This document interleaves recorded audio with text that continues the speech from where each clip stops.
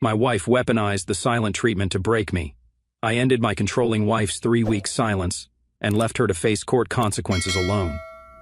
My wife decided I deserved the silent treatment after I had the audacity to suggest she could help with household responsibilities instead of treating me like her personal butler. But here's the thing about playing the silent treatment card. Sometimes the other person decides they actually prefer the quiet. I had just finished a 12-hour shift and walked into what looked like a tornado had hit our kitchen. Dishes were piled high, takeout containers were scattered across the counter, and there she was, sitting on the couch scrolling through her phone like she was researching the cure for cancer. I made the apparently unforgivable mistake of saying, "Hey, do you think you could give me a hand cleaning up before dinner?" The look she gave me could have frozen hell over. "Excuse me?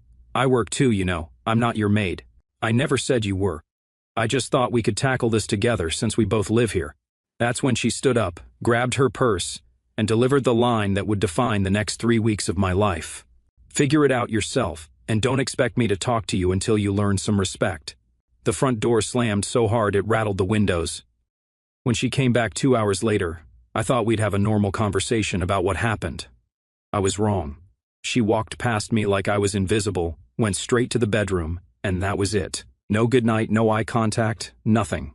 I figured she just needed some time to cool off. Day 2 rolled around and still nothing. I tried the reasonable approach first. "Look, if I came across wrong yesterday, we should talk about it." She poured her coffee, walked right past me, and left for work without acknowledging I existed. Day 3, I tried humor. "So this is what marriage counselors mean by communication issues, huh?" Not even a smirk. By day 5, I realized what this actually was. This wasn't about the dishes or respect or any of that surface-level nonsense. This was about control. She decided that freezing me out would make me grovel, apologize for something I shouldn't have to apologize for, and basically train me to never question anything she did again. The pattern became crystal clear. She'd stomp around the house doing exaggerated cleaning motions when I was in the room, slamming cabinet doors and huffing like she was starring in some one-woman show about domestic martyrdom. She'd make herself elaborate meals while I was sitting right there, not offering so much as a napkin. And the social media posts. Those were the real tell. Suddenly her Instagram was full of quotes about knowing your worth and cutting toxic people out of your life. Day 7 was when something clicked for me. I was sitting at the kitchen table eating a sandwich I'd made myself, watching her perform her silent tantrum routine. And I started laughing. Actually laughing. Here was a grown woman who thought giving me the cold shoulder was going to break me down. Instead, it was showing me exactly who I'd married. She stopped mid-huff and stared at me, probably expecting me to explain what was funny. But 2 could play this game, right? Wrong. I wasn't playing any game at all. I just kept eating my sandwich and scrolling through my phone. By day 10, the house had gotten remarkably peaceful. No arguing about whose turn it was to take out the trash. No passive-aggressive comments about how I loaded the dishwasher wrong. No dramatic sighs when I wanted to watch sports instead of her reality TV shows. I was starting to see the upside of this arrangement. She, on the other hand, was getting increasingly frustrated. I could see it in how she'd hover near doorways when I was in a room, clearly wanting to say something but committed to her silent protest. She'd drop things loudly when I was nearby, obviously hoping I'd ask if she was okay. When I didn't take the bait, she'd pick up whatever she dropped with extra force and storm off. Day 12 brought the first crack in her resolve. I was cooking dinner for myself, making enough for one, when she walked into the kitchen and just stood there for a full 5 minutes, waiting for me to offer her some, or ask why she wasn't making her own food. I finished cooking, plated my meal, and ate it while she watched. Then I cleaned my dishes, put them away, and left her standing there. Day 15 was when she brought in reinforcements. Her sister called me completely out of the blue, asking if everything was okay at home because my wife seemed really stressed lately. I told her everything was fine on my end. I was just giving my wife the space she'd requested. When her sister tried to dig deeper, I simply said she knows how to end this anytime she wants to have an adult conversation. The next morning, my wife's behavior shifted again. Instead of ignoring me, she started doing things that would normally require a response. She'd stand in front of the TV while I was watching it, rearrange furniture I was using, even accidentally knock over my coffee cup. Each time she'd pause afterward, clearly expecting me to say something. Each time I'd simply clean up, move, or find another spot without acknowledging her existence. Day 18 brought what I can only describe as desperation moves. She started playing music at volume levels that would wake the neighbors, leaving cabinet doors open that I'd have to close to use the kitchen, and even hiding the TV remote. That last one almost made me laugh again, a grown woman hiding the remote like a toddler. But here's what she didn't realize during her 3-week silent tantrum. I was using this time to think. Really think about what my life had become and what I wanted it to be. Every quiet morning, every peaceful evening, every night without manufactured drama was showing me something I hadn't seen clearly before. Day 20 arrived with her pacing around the house like a caged animal. She kept looking at me with this expression that screamed, "Aren't you going to do something?" But I was doing something. I was planning exactly what came next because tomorrow was day 21 and I had a feeling she was going to try to break her silence and pretend this whole childish episode never happened. She probably expected me to be so grateful for her attention that I'd forget why we were here in the first place. She had no idea what she was about to discover. Day 21 started exactly how I expected it would. She walked into the kitchen that morning with this carefully rehearsed casual attitude, like she was about to graciously end my punishment and restore order to the universe. She said, pouring herself coffee like the past 3 weeks had never happened, "I was thinking we could go to that new restaurant downtown tonight."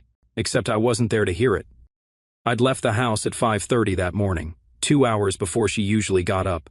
My overnight bag was already in the car along with everything else. I'd quietly moved out over the past week, while she was too busy performing her silent treatment routine to notice what was actually happening around her. The beauty of someone giving you the silent treatment is that they stop paying attention to anything you do. They're so focused on making sure you notice they're ignoring you, that they become completely oblivious to your actual movements. While she was slamming doors and huffing around the house, I was methodically removing my important documents from our shared filing cabinet. While she was posting cryptic social media quotes, I was transferring half our savings to an individual account I'd opened. While she was hiding remote controls like a petulant child, I was researching temporary housing options. She probably stood in that kitchen for a good 10 minutes waiting for me to respond to her generous offer of dinner out. When the silence stretched too long, she likely called my name, maybe walked through the house looking for me, checked the garage to see if my car was there. That's when she would have found the note I left on the bathroom mirror. Short and to the point. Silence is golden. Enjoy it forever.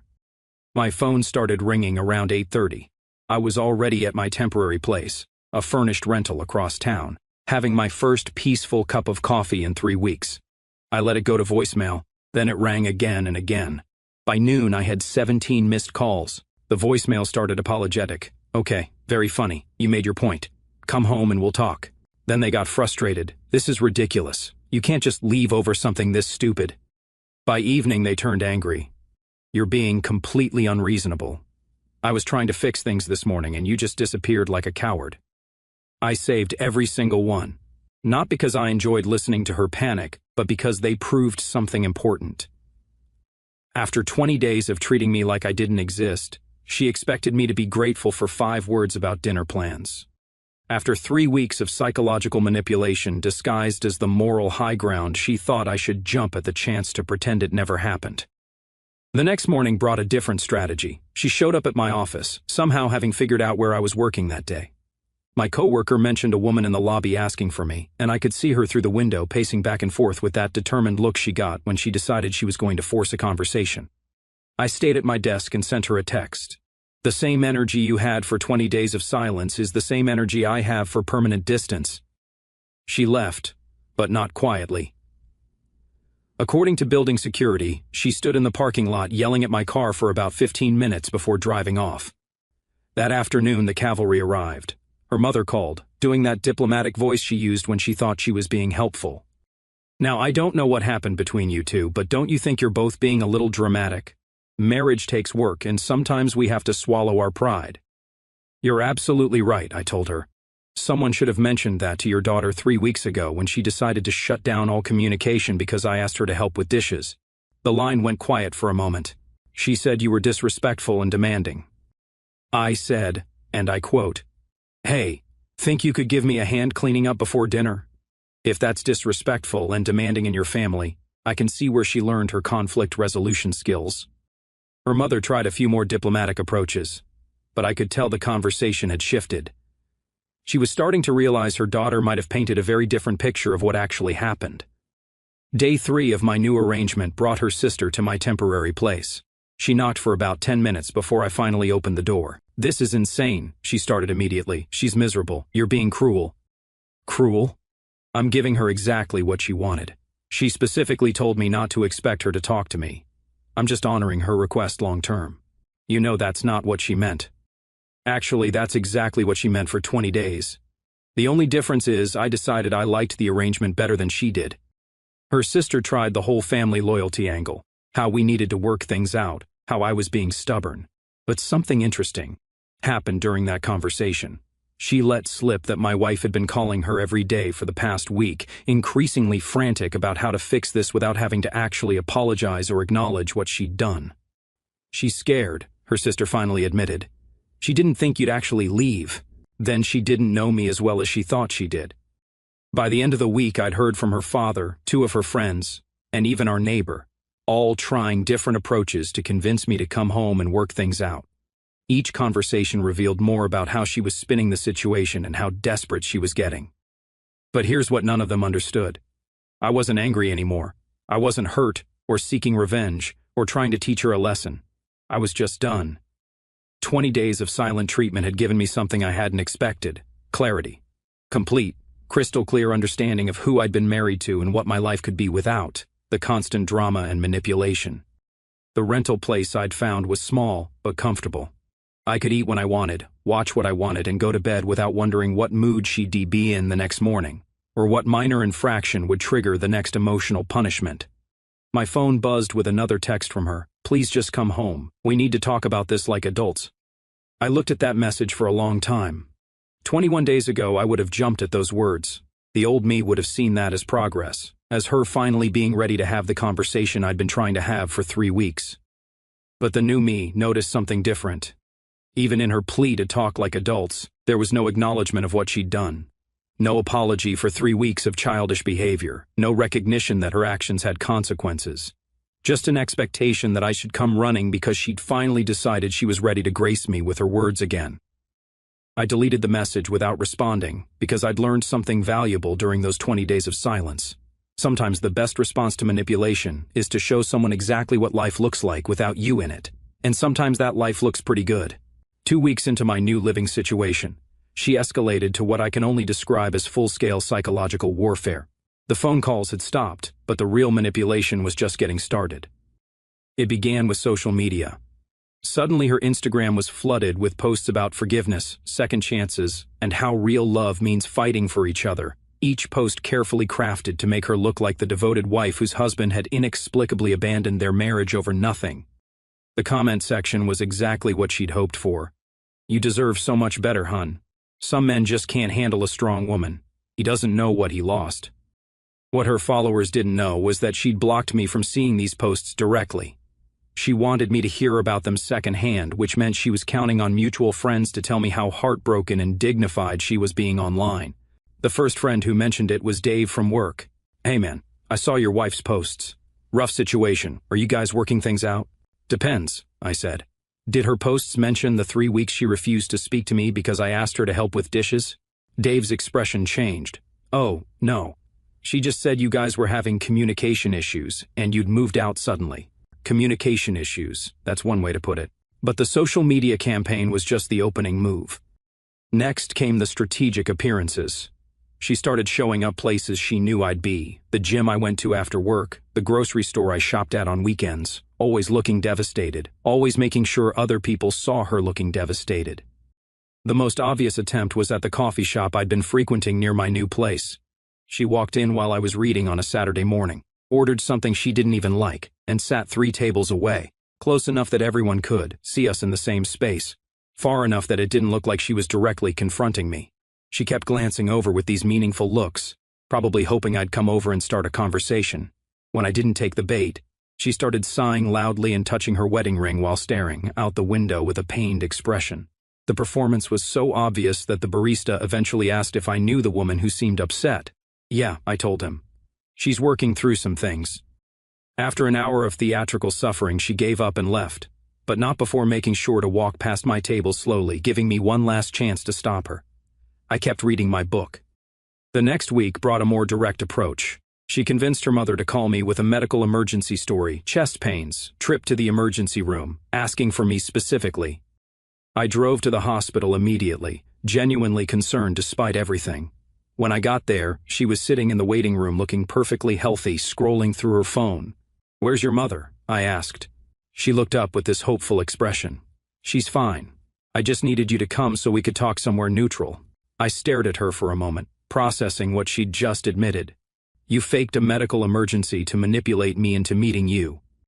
"I didn't fake anything. I said she had chest pains, and she did. They were probably stress-related because of what you're putting this family through." The audacity was breathtaking. Even when caught in an outright lie, she found a way to make it my fault.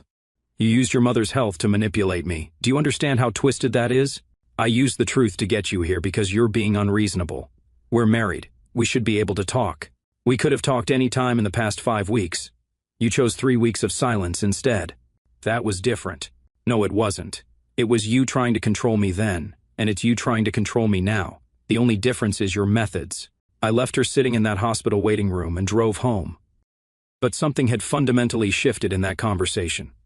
She'd shown me there was literally no line she wouldn't cross to get what she wanted: medical emergencies, public manipulation, family pressure.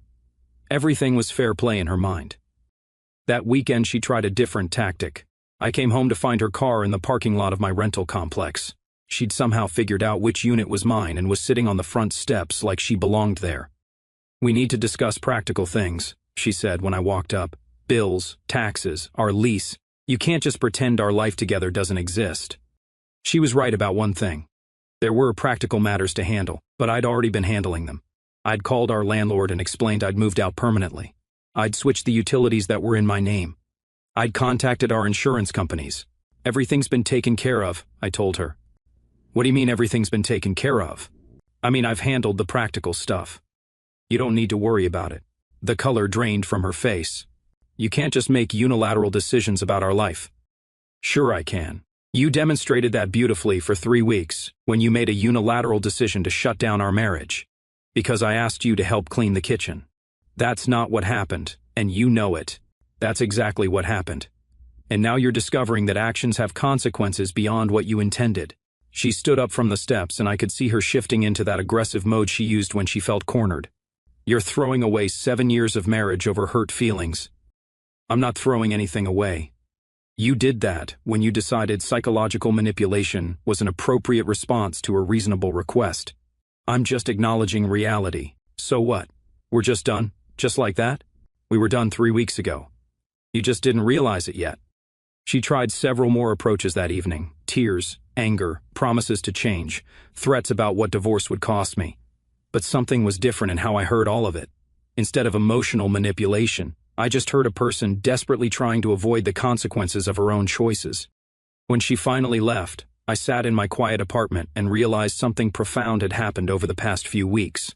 I wasn't the same person who'd asked her to help with dishes 2 months ago.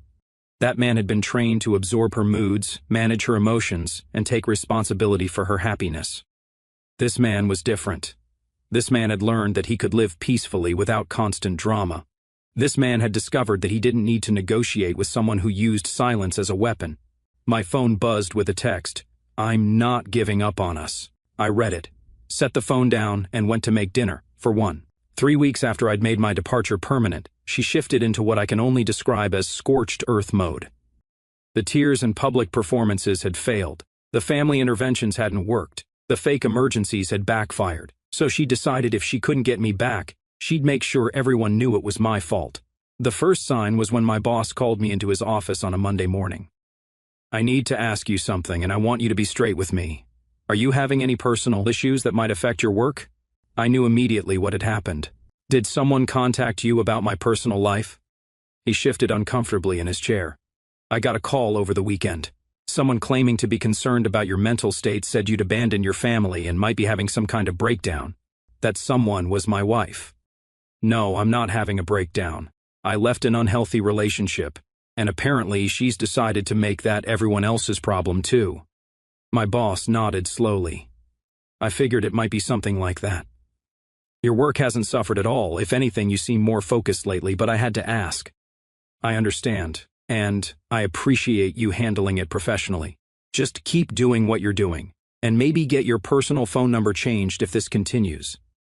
That afternoon, I discovered she'd also called my gym, claiming I'd used her credit card without permission to pay for my membership. The manager was apologetic when he explained they'd had to freeze my account pending resolution. I showed him my bank statement proving I've been paying for my own membership for 2 years. "This is harassment," he said, shaking his head. "We see this sometimes during divorces. I'll restore your account, but you might want to document this kind of behavior. Document it." That was good advice. By Wednesday, 3 of my friends had received calls from her. Each conversation followed the same script. She was worried about my mental health. I'd become verbally aggressive before leaving. She was concerned I might be having some kind of psychological episode. The friend who knew me best shut it down immediately. "Look, I don't know what happened between you two, but the guy you're describing isn't the man I know. Maybe you should focus on your own situation instead of trying to destroy his reputation." But the damage was spreading. She called my brother, my parents, even tracked down my college roommate on Facebook. Each person got a slightly different version of the story, but the theme was consistent. I'd snapped without warning and abandoned our marriage, possibly due to mental instability. What she didn't anticipate was that some of these people would call me directly to check on my well-being. My mother was the first. "Honey, I got a very disturbing call from your wife. She says you've been acting erratically and she's worried about you. What's going on?" I explained the real situation, the 3 weeks of silent treatment, the manipulation attempts, the fake emergency. My mother listened without interrupting. "She gave you the silent treatment for asking her to help with housework. And now she's telling people you're mentally unstable. That's the situation. Well, that explains a lot about your marriage that I never understood before." By the end of the week, her campaign had backfired spectacularly. The people who knew me well saw through her stories immediately. The people who didn't know me well enough to judge got suspicious when a woman started calling them with detailed psychological assessments of her own husband. But she wasn't done yet. Friday evening, I came home to find police officers waiting outside my building. "Are you the resident of Unit 12? "Yes, officer." "Is there a problem?" "We got a wellness check request. Someone reported that you might be a danger to yourself or others." I felt that familiar surge of anger but kept my voice calm. "Let me guess. The report came from my wife, who I separated from several weeks ago." The officers exchanged glances. "Can we come inside and just verify that you're okay? It's routine for this type of call." I invited them in, showed them around my clean, organized apartment, answered their questions about my mental state and recent behavior. They were professional but clearly skeptical about the report they'd received. "Sir, I have to ask, are you having any thoughts of harming yourself or anyone else?" "Officer, the only harm I'm thinking about involves hiring a lawyer to stop this harassment campaign." The older officer nodded. "That might not be a bad idea. We see this pattern sometimes. Someone doesn't get the response they want from a breakup, so they try to use official channels to force contact or create problems." After they left, I sat in my living room staring at my phone. She'd actually called the police and suggested I might be dangerous. A woman who'd lived with me for 7 years had just told law enforcement that I posed a threat to public safety. That's when I realized I wasn't dealing with someone who was simply hurt or angry about our separation. I was dealing with someone willing to destroy my reputation, my career, and potentially my freedom because I'd refused to accept her emotional manipulation. I called the lawyer I'd consulted about the separation and scheduled an emergency appointment. Saturday morning brought a new twist. My landlord called to inform me that someone had filed a complaint claiming I was violating the terms of my lease by engaging in domestic violence. The complaint alleged that I'd threatened my wife and that she feared for her safety if I remained in the area. "I know it's probably nonsense," my landlord said, "but I'm required to investigate any domestic violence allegations. Can you come in Monday with documentation about your separation?" "Absolutely, and I'll be bringing my lawyer." That evening I made a decision. I'd been reactive for 3 weeks, responding to her escalating attempts to force me back into a relationship I no longer wanted. But being reactive wasn't working. It was time to get proactive. I spent the weekend documenting everything. Every phone call, every text message, every public appearance, every false report to authorities. I printed out her social media posts, saved voicemails, and created a timeline of her behavior since I'd left. By Sunday night, I had a comprehensive file that told a clear story. A woman who'd used silent treatment as emotional manipulation had escalated to harassment, false reports, and attempts to destroy her husband's reputation when he refused to return to an unhealthy relationship. Monday morning, I walked into my lawyer's office with 40 pages of documentation and a clear request. I want to file for divorce, and I want a restraining order. This person has demonstrated that she's willing to involve my employer, law enforcement, and anyone else she can manipulate to force me back into a relationship I've clearly ended. I need legal protection from someone who's proven she has no boundaries. My lawyer reviewed the documentation carefully. This is actually a very strong case for harassment. The pattern is clear and escalating. When someone starts making false reports to police, judges take that seriously. How long will this take? We can file the restraining order petition today. The divorce will take longer, but given this behavior pattern, I don't think you'll have problems with the court understanding why reconciliation isn't an option. That afternoon, she was served with papers at our old house. The restraining order prohibited her from contacting me directly, going to my workplace, or making false reports to authorities. According to the process server, she was genuinely shocked when she realized I'd taken legal action. Apparently, she'd expected me to continue absorbing her escalating behavior indefinitely. But the most telling part was her immediate response. Within an hour of being served, she'd called her sister, her mother, and 3 friends to complain that I was using lawyers to intimidate her and making their private business public. The woman who'd spent 3 weeks involving everyone from my boss to the police in our personal issues was suddenly concerned about privacy the moment she faced legal consequences for her actions. My phone, which she was now legally prohibited from calling, remained blissfully silent for the first time in a month. That night, I cooked myself a nice dinner, watched whatever I wanted on television, and went to bed knowing that tomorrow would bring more of the same peaceful routine. 21 days of silence had taught me to value peace. The weeks of harassment that followed had taught me to protect it. The restraining order changed everything overnight. For the first time in weeks, my phone wasn't buzzing with desperate texts or manipulative voicemails. My workplace returned to normal. The constant anxiety of wondering what false report she'd file next simply disappeared. But the quiet didn't last as long as I'd hoped. 2 weeks after the court order, she found a loophole. Since she couldn't contact me directly, she started using intermediaries. Her sister called to discuss practical matters that supposedly required my input. Her mother needed to clarify some financial details for their family records. Even the mailman started getting extra friendly, casually mentioning that my wife had asked him about my forwarding address. The most brazen attempt came through our shared dentist's office. The receptionist called to confirm an appointment that had supposedly been made for both of us. When I explained that we were separated and had a no-contact order, she got flustered. Oh my. She specifically said this was your idea. She even knew your work schedule to suggest the timing. Classic manipulation. She'd studied my routines for 7 years and was using that knowledge to create situations where I'd have to respond to her indirectly. But I'd learned something valuable about boundaries during our separation. They only work if you enforce them consistently.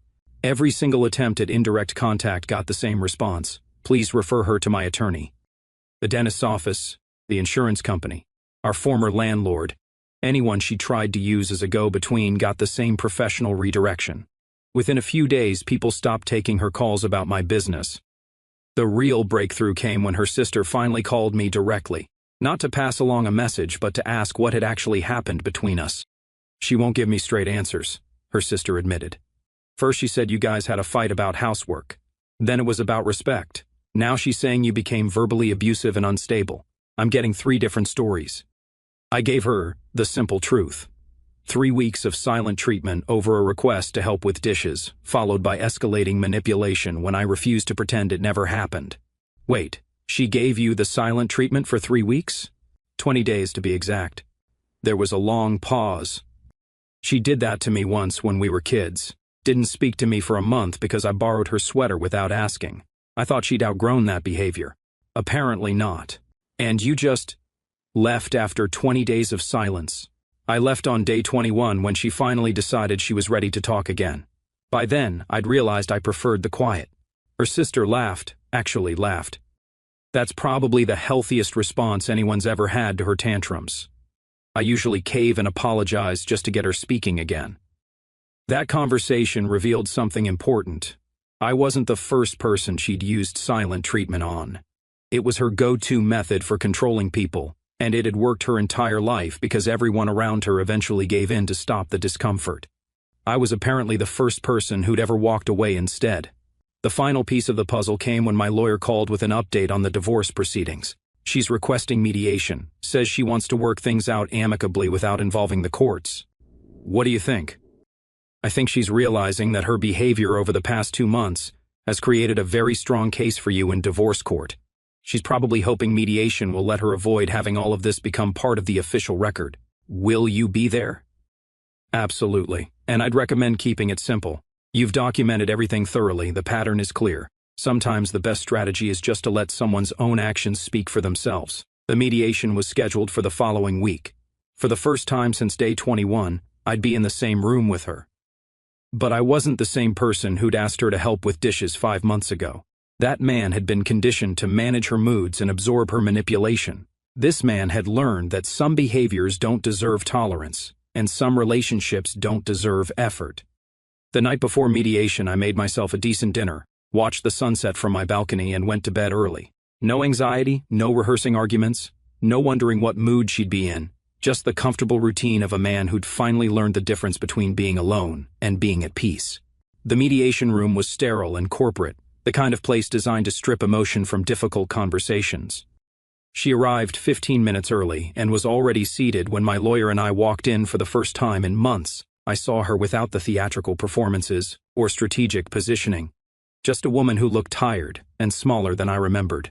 The mediator introduced the process and asked if either party wanted to make an opening statement.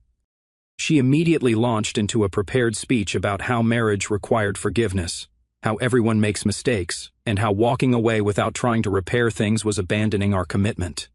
When she finished, the mediator looked at me. Would you like to respond? Not really. I think the documentation speaks for itself. My lawyer slid a folder across the table. 23 pages of text messages, voicemails, police reports, employer contacts, and social media screenshots. A complete timeline of her behavior from day 21 through the restraining order. She glanced through the first few pages, and her face went pale. You documented everything. Everything. The mediator reviewed the file silently for several minutes. When he looked up, his expression had shifted from neutral to concerned. This represents a significant pattern of harassment and manipulation. Can you explain your reasoning behind these actions? She tried several approaches. The behavior was taken out of context. I was exaggerating normal emotional responses. She'd been desperate to save our marriage and maybe went too far. So you acknowledge that filing false police reports and contacting his employer were inappropriate? The mediator asked. I never filed false reports. I was genuinely concerned about his mental state. Based on what evidence? He left suddenly without trying to work things out. According to this timeline, you refused to speak to him for 20 days. How was he supposed to work things out? That's when her composure finally cracked. He was supposed to apologize. He was supposed to realize that dismissing my feelings and treating me like hired help was wrong. He was supposed to fight for our marriage instead of just giving up. The room went quiet. Even she seemed to realize what she'd just admitted. So the silent treatment was intended as punishment until he apologized for asking you to help with household chores, the mediator clarified. That's not how I would describe it. How would you describe it? She couldn't answer, because any honest description would confirm exactly what everyone in that room already understood. She'd used emotional manipulation as a control mechanism. And when it backfired, she'd escalated to harassment and false accusations. The mediator turned to me. What outcome are you seeking from this divorce? Simple division of assets, no alimony, and continuation of the restraining order until the divorce is finalized. That's extremely unfair, she interjected. I gave up career opportunities to support his ambitions. I deserve spousal support. My lawyer opened another folder. These are financial records showing that both parties worked full-time throughout the marriage and contributed equally to household income. There's no evidence of career sacrifice or financial dependency. The mediation lasted 3 hours, but the outcome was determined in that first exchange. When someone's entire case relies on being the victim, it falls apart quickly when their own documented behavior proves otherwise. By the end, she'd agreed to every term I'd requested: no alimony, equal asset division, and an extended no-contact agreement. Her lawyer, who'd barely spoken during the proceedings, looked relieved to have it finished. As we gathered our papers, she made one final attempt. "This isn't how I wanted things to end." I looked at her for the first time that day. "You ended things on day one of your silent treatment. Everything since then has just been paperwork." 6 months later, I got a text from her sister. She's engaged to someone she met 3 months ago. "Thought you should know in case she tries to contact you about the timing." I deleted the message without responding. The woman who'd given me 20 days of silence to teach me a lesson had moved on to someone new in less time than our separation process took to complete. But the lesson she'd actually taught me was more valuable than she could have imagined. She'd shown me that I could live peacefully without constant drama, that I didn't need to negotiate with manipulation, and that sometimes the best response to someone's worst behavior is to let them experience the natural consequences of their choices. The apartment I found during those first chaotic weeks became a house I bought the following year. The quiet routine I discovered during her silent treatment became a lifestyle I genuinely enjoyed. The boundaries I'd learned to enforce became standards I wouldn't compromise again. She'd wanted to punish me with silence until I learned my place. Instead, she taught me that sometimes silence really is golden, and that the right person's absence can be more valuable than the wrong person's presence. The last voicemail she'd left demanding that I come home and talk like adults is still saved on my phone. Sometimes I listen to it just to remember how different my life sounded when someone else controlled the volume. These days, the only voices in my house are the ones I choose to hear. Our story has come to an end. If you've made it this far, how about subscribing to our channel? It helps us immensely. I've selected 2 other videos for you that I'm sure you'll enjoy. Feel free to click on them. I'll be waiting for you in the next story. See you soon.